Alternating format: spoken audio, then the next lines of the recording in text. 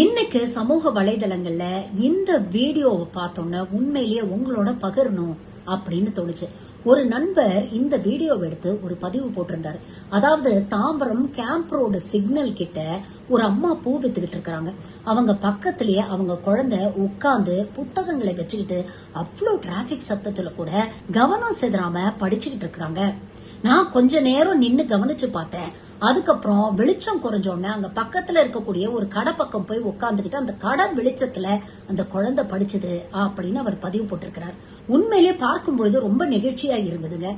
இன்னைக்கு நாட்டுல இருக்கக்கூடிய பல குழந்தைகளுக்கு வாழ்க்கையில நல்ல இடத்துக்கு போறதுக்கு ஒரே ஆயுதமாக இருக்கக்கூடியது கல்வி மட்டும்தான். அப்படிப்பட்ட கல்வியை தான் கடந்த திமுக ஆட்சியில் மிகச்சிறந்த ஒரு ஆயுதமாக அடுத்த தலைமுறையோட கையில கொடுத்தாங்க.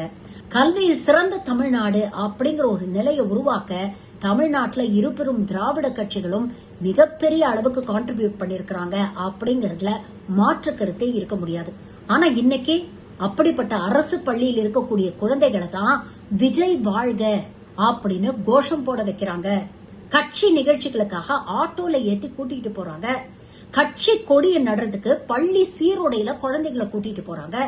எப்படி இருந்த நாம எப்படிப்பட்ட நிலைமைக்கு வந்துட்டோம் அப்படின்னு பாருங்க. ரீல்ஸ் ஆட்சியை நம்பி ரியல் ஆட்சியை இழந்துட்டீங்களே, சிந்தித்து பாருங்க.